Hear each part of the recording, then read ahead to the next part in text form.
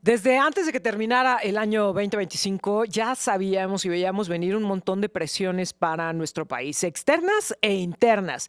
Integralia Consultores ha logrado documentar y solventar, pues, cuáles son estos 10 riesgos políticos para este 2026. Yo me estoy enlazando con Luis Carlos Ugalde, director de Integralia Consultores, a quien, como siempre, le agradecemos muchísimo que converse con nosotros. Luis Carlos, ¿cómo estás? Muy bien, Erika, muy buenos días. Luis Carlos, a ver, sabemos que hay una presión inmensa en estos momentos en torno a México, interna y externa. ¿Qué representan estas presiones? ¿Cuáles son los riesgos políticos que ustedes como Integralia Consultores están detectando y ven venir para este año 2026 para México? Primero, un poco de contexto. Integral a Consultores es una empresa que trabaja con inversionistas y empresas para tratar de ayudarlos a entender el clima político que afecta los negocios y las Sí. inversiones y las decisiones que toman en cuenta muchas personas que quieren invertir en México. Y cada año publicamos un reporte de 10 riesgos. Este lo publicamos hace unos días y, por cierto, quien quiera consultarlo está disponible en la página de Integralia. Mira, te diría que de los 10 riesgos, y en un momento podemos hablar de algunos de ellos, hay tres temas principales que pensamos que van a afectar y son riesgosos para México país. El primero es el riesgo de la concentración del poder por la reforma electoral que ya parece inevitable y que seguramente en estos días conoceremos el contenido. Pero esa reforma electoral puede ser una regresión a los años 70 del siglo pasado, en donde había elecciones formales, pero ya sabíamos quién iba a ganar. Y gracias a la creación del IFE en 1990 y otras reformas en los años 90, se fomentó el pluralismo, la equidad, la competencia, las alternancias. Por cierto, ustedes en San Luis Potosí en los años 80, 70, con el navismo, le dieron un ejemplo al país de lo que significa luchar por el voto libre. Bueno, Claro. eso puede estar en riesgo. Y si hay una reforma electoral regresiva que desmantele al INE, que reduzca la competencia electoral, entonces lo que vamos a tener es pues falta de competencia, más concentración del poder, menos escrutinio de los gobiernos y menos libertad para que la gente decida quién quiere que lo gobierne. Claro, oye, Eh, Luis Carlos, y perdóname que te interrumpa, pero también pioneros en la conformación de los organismos electorales locales con el Consejo Estatal Electoral y de Participación Ciudadana, OPLES, que hoy están en riesgo. Así es, también eso se quiere, bueno, no sabemos la propuesta, pero es una de las ideas que quieren desaparecer a los llamados OPLES y también eso es un riesgo porque vas a centralizar demasiado la manera como se compite por el poder político. Este es el riesgo número uno y este riesgo además se puede concretar en las próximas semanas. Puede ser una decisión muy rápida si la presidenta y Morena deciden ir adelante, parece que sí quieren ir adelante. Y luego, por cierto, en el caso de San Luis Potosí, ustedes tendrán que hacer una reforma local para adaptar la reforma federal para la constitución local. Y aquí, por cierto, van a entrar otras discusiones locales que ustedes han estado teniendo en las últimas semanas, con la llamada ley esposa, que aparentemente el gobernador ha preferido que se Vetarla. modifique, bueno, vetarla, pero la va seguramente a reintroducir dentro de algunas semanas, Sí. una vez que vea cómo queda la reforma federal. Entonces, también ustedes en San Luis Potosí tienen sus propios riesgos que tienen que vigilar para evitar que la competencia electoral se cierre. Este es el riesgo número uno. El segundo riesgo es Trump. Y Trump viene en dos vertientes. Trump, tratado comercial. Yo en Integralia nosotros pensamos que finalmente el TEMEC se va a ratificar. Creo que para San Luis Potosí esta es una buena noticia, porque ustedes en los últimos 15 o 20 años han logrado crear una base industrial a partir del mercado de Estados Unidos. Yo creo que eso se va a mantener y eso es una buena noticia, pero va a ser un año de amenazas en donde muchas empresas que quieren invertir en San Luis Potosí van a estar esperando ver el resultado final. Y este es un segundo riesgo. Y yo te diría que de la mano de este riesgo de Trump hay otra vertiente, que es el tema del intervencionismo político-militar en América Latina. No debemos descartar el riesgo de que en algún momento de las próximas semanas o meses Estados Unidos tome medidas más directas, que pueden ser desde intervenciones militares con drones, por ejemplo, o puede ser extracciones de personas de territorio nacional, o puede ser ataques a convoyes que traen narcotráfico, ya sea por tierra o por mar, o puede ser la exigencia ya pública de que México extradite a algunos políticos. Debemos recordar, Erika, que aquí hay una conversación que no se toca. Ayer la presidenta Sheinbaum habló con Trump y le dijo toda la reducción que ha habido en México en materia de homicidios y decomisos de droga. Pero lo que Estados Unidos quiere es romper las vinculaciones, las complicidades entre políticos y entre gobiernos. Esto que se conoce como regímenes criminales, que es cuando el crimen gobierna. Es decir, la barredora en Tabasco es ese ejemplo en donde el secretario de Seguridad Pública de Tabasco era a la vez líder de una organización criminal. Cuando eso ocurre, cuando ya no sabes dónde termina el gobierno y dónde empieza el crimen organizado, esa es la fusión de los regímenes criminales. Y eso es lo que aparentemente Washington está pidiendo. Y la presidenta dice, no, eso no me hables de eso. Yo te estoy diciendo que hay menos homicidios. Entonces yo tengo la sensación de que la presión de Estados Unidos va a seguir aumentando. ¿Y cuál es el riesgo? Muchos de quienes nos escuchan, Erika, van a decir, qué bueno, que si el gobierno mexicano no quiere hacer nada contra los políticos corruptos del crimen organizado, lo hagan desde afuera. El riesgo no es ese, el riesgo es que si mañana nos amanecemos con la noticia, por ejemplo, de que drones de Estados Unidos bombardearon laboratorios de fentanilo en Culiacán, Sinaloa. Ese día, pues la presidenta Sheinbaum va a tener que tomar una postura de rechazo completo, de crítica a Estados Unidos. Seguramente las conversaciones comerciales del TEMEC se pueden suspender o descarrilar, y entonces eso podría generar una enorme incertidumbre en el país. Por eso pensamos que el tema Trump va a ser un tema de riesgo para el gobierno, de riesgo para el país, y hay que tenerlo muy en el radar. Justamente me quiero detener en esto, Luis Carlos. Tú decías, seguramente se va a dar, sí, la ratificación del TEMEC, pero tú ya lo mencionabas, ¿a qué costo para México? Porque constantemente los temas que ha querido impulsar el presidente de Estados Unidos los ha comprometido bajo el tema de los aranceles o la amenaza de la intervención en territorio mexicano. ¿A qué costo se va a lograr esta ratificación? Puede ser a un costo. En términos comerciales, México va a tener que ceder en cosas que hoy tenemos. Por ejemplo, más contenido regional en la fabricación de automóviles. Por ejemplo, en la exigencia de que rompamos cadenas de suministro con China. Es decir, para México, respecto a hoy, las condiciones del nuevo TEMEC van a ser menos favorables, pero en términos relativos frente a otros países, es probable que México mantenga un acceso más privilegiado al mercado de Estados Unidos. Ahora, en este tema, en otros temas, pues sí, el gobierno de Sheinbaum ha tenido que ir cediendo en temas de cooperación, en temas de vigilancia aérea del territorio nacional, cosas que no sabemos directamente. Ahora, parece que el tema nada más yo creo que el tema nodal, el tema límite para la presidenta tengo la sensación, Erika, de que la presidenta ha optado por mantener la cohesión de su grupo gobernante antes que romper las alianzas criminales que existen en algunos liderazgos de su coalición gobernante.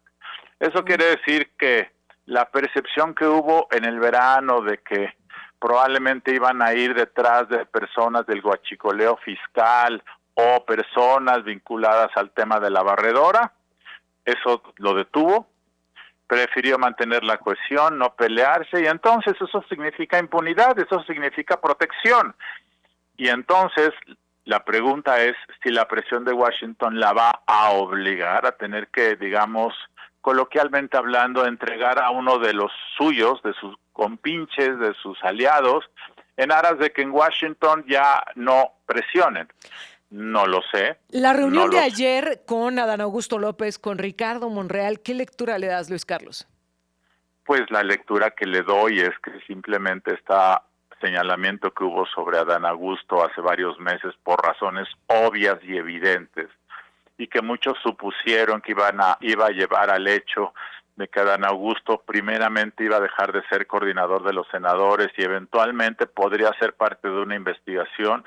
Pues eso se desechó, pues sigue siendo tan poderoso como antes, sigue paseándose como si no pasara nada, y esto claramente generó una enorme frustración, supongo, entre muchos mexicanos, y supongo en Washington, de decir, no hay manera de que se mantenga un negocio de narcotráfico y de crimen organizado tan potente en todo el territorio nacional si no es por la protección de muchos políticos. Y esa protección, esa complicidad es lo que Washington está exigiendo que se rompa. Recuerda que la razón por la que fueron por Maduro fue no porque fuera un dictador, fue porque era el jefe de un estado criminal que conspiraba para traficar droga.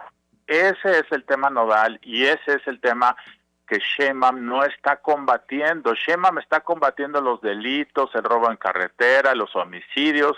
Eso está bien, qué bueno que lo está haciendo, pero lo otro, que es romper la confabulación entre líderes políticos y líderes criminales, eso es lo que no hemos visto todavía. Lo que ha publicado el Wall Street Journal sobre la presión que le está metiendo Estados Unidos y que está sacudiendo a la 4T por el tema de los narcopolíticos, insistirte en este asunto, ¿es un mensaje que se le está enviando a México, a la presidenta directamente, decirle, ya no puedes sostenerlos más, vas a tener que entregar a alguien? ¿Y a quién ves como el eslabón más débil, Luis Carlos?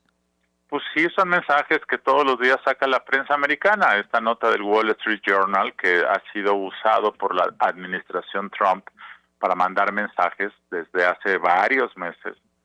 Por supuesto que va en ese sentido. Ahora, ¿quién es el eslabón? Pues no tengo la información. Yo leo igual que tú columnas, especulo, intuyo cosas, infiero cosas, pero lo que sí creo es que muchos gobernadores en México en los últimos años encontraron la ruta fácil de acceder al poder político haciendo alianzas con el crimen organizado. También creo que el crimen organizado desde hace 20 años, pero sobre todo durante el gobierno de López Obrador, encontró que era muy fácil vincularse a campañas políticas, meter dinero para asociarse políticamente, y que eso ha hecho que la vinculación entre políticos y criminales se haya detonado mucho más de lo que era antes. Esto no es nuevo, pero yo creo que se ha detonado. Y yo creo que frente al fenómeno de la impunidad y frente a la política de negligencia de López Obrador, muchos políticos mexicanos se dieron cuenta de que hacer negocios con el crimen pues era algo redituable y de bajo riesgo. Entonces yo sí creo que esto creció mucho y que entonces es un enjambre que si tú jalas un pedazo del enjambre, pues se te va a detonar un efecto dominó, que por supuesto políticamente puede ser muy costoso en términos de la unidad del movimiento y del liderazgo de la presidenta. Entonces, ahora, por bien del país, yo creo que eso debe hacerse, pero recuerda una cosa, Erika, desafortunadamente los gobiernos, sobre todo los gobiernos de corte populista, antes que pensar en resolver problemas de fondo de la economía o de la sociedad o de la seguridad, piensan cómo mantener el poder. Y vienen las elecciones de 2027 y frente al riesgo de perder un poco o perder o combatir estas alianzas criminales, pues hay la lógica que prevalece siempre es, después vemos, ahorita tenemos que mantenernos sólidos, sí, claro, porque si no, nos pueden ganar. Ese es el gran problema. Primero ganamos y luego vemos, ¿no? ¿Qué es lo que sigue? El tercer riesgo, Luis Carlos, porque me parece también que puede pegar muy fuerte y que ya se está reflejando en el caso de la región Centro Bajío, donde nos escuchamos esta mañana. Pues el tercer gran riesgo es el tema del estancamiento de la economía. Este es un gran problema porque ya lo estamos sintiendo de empresas que están recortando personal, de empresas que se están yendo de México, y la presidenta Sheinbaum ha sido muy enfática en tratar de cortejar la inversión privada, de tratar de lograr que las inversionistas metan dinero, pero el tema es que están temerosos porque ven una buena actitud del gobierno de Sheinbaum, pero ahí atrás hay unos dragones, monstruos terribles que se llaman reforma judicial, que se llama inseguridad, que se llama falta de claridad de qué viene después con Trump. Entonces, México es un mercado grandote, México está junto a Estados Unidos, México tiene ventajas, pero lo que hizo el plan C de López Obrador de la reforma judicial sobre todo eso, pues genera mucho temor. Entonces, hay proyectos, hay cosas que hacer, pero la gente está a la espera de saber si vale la pena o no, y además hay dos problemas estructurales.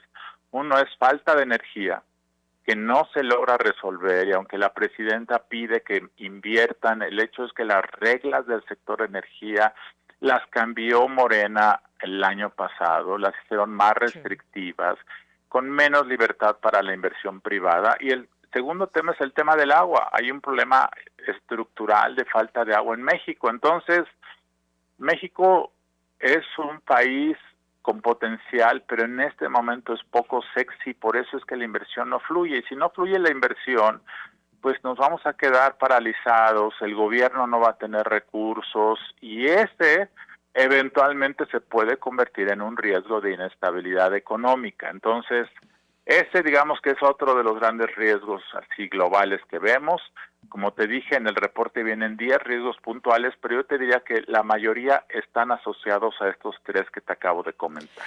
Con respecto a este último, Luis Carlos, platicábamos al cierre del 2025 con el presidente del clúster automotriz aquí en San Luis Potosí y nos decía pues que ya estaban detenidas las inversiones, que de pronto para señal de alarma esperaban que se fueran de un día para otro las inversiones y entonces decir, sí hay un efecto, sí estamos viviendo una descomposición en el tema económico. Y él decía, es que así no va a ser. Las inversiones ya se están yendo porque se están frenando, porque las que deberían haber llegado ya no están llegando y están llegando a otras naciones. Es decir, inversiones que estaban anunciadas, por ejemplo, para esta zona, Centro Bajío, no se concretaron en 2025 y decía, y no se van a concretar. Seguramente ya voltearon a buscar dónde hay un menor riesgo, porque así es el capital. Está buscando dónde tiene un menor riesgo y entonces, aunque no se considere una inversión que se está yendo, pues tampoco llegó, no se está concretando. Y él decía, esto ya tendría que ser una señal de alerta para abrir los ojos y darnos cuenta que algo está pasando y que hay una incertidumbre tremenda. Así es, Erika, lo dices con más crudeza que yo para el caso de San Luis Potosí, así es. El tema es que la presidenta no se da cuenta, no puede cambiar esto. Todos los días pide que inviertan, pero todos los días mantiene el elefante en la casa que se llama reforma judicial. Sí. Y no hay manera, políticamente hablando, de que la presidenta pueda echar para atrás algo que ella aprobó, que fue la reforma judicial. Y ahora quiere hacer una reforma electoral. Y esa reforma electoral va a aumentar más la incertidumbre. La pregunta es, ¿qué necesidad tiene el gobierno de meter una reforma electoral que va a generar acusaciones, más temor entre los inversionistas, más sospechas, más acusaciones? Es absurdo, yo creo. Entonces hay una contradicción en el gobierno que quiere invertir, pero no está generando la certeza que eso quiere. Y la certeza no se logra invitando a los empresarios a Palacio Nacional para platicar y tomarse una foto. Se logra cuando da certeza estructural, porque Sheinbaum es una mujer que tiene cualidades, que genera confianza, que parece una mujer pragmática. Pero ¿quién viene en 2030 como presidente o presidenta? Sí, claro. Pues no lo sabemos. ¿Y qué poder va a tener? Así es que ese es el gran problema, y yo siento que San Luis Potosí, por supuesto, está en el centro de esto, porque en San Luis Potosí estos tres temas convergen, Los tres grandes riesgos convergen y buena parte del futuro económico y social de San Luis creo que depende de estos riesgos que te acabo de comentar, Erika. Luis Carlos, yo te agradezco mucho que compartas esta información con nosotros. Como tú lo mencionabas al comenzar esta charla, ustedes elaboran este análisis para brindar información a las empresas que los toman como consultoría y bueno, pues me parece muy importante y muy generoso de tu parte que lo compartas para nuestro auditorio de manera abierta. ¿Dónde lo pueden encontrar? ¿Dónde lo pueden consultar a cabalidad? Este reporte está disponible en la página de Integralia Consultores, integralia.com.mx. Y por cierto, un mensaje para los empresarios e inversionistas de San Luis Potosí. Ustedes en la página de Integralia podrán ver todos los servicios que ofrecemos justo para querer ayudar a las empresas a navegar estos años de incertidumbre que ocurren en México y ocurren en todo el mundo. Luis Carlos, como siempre, muchísimas gracias.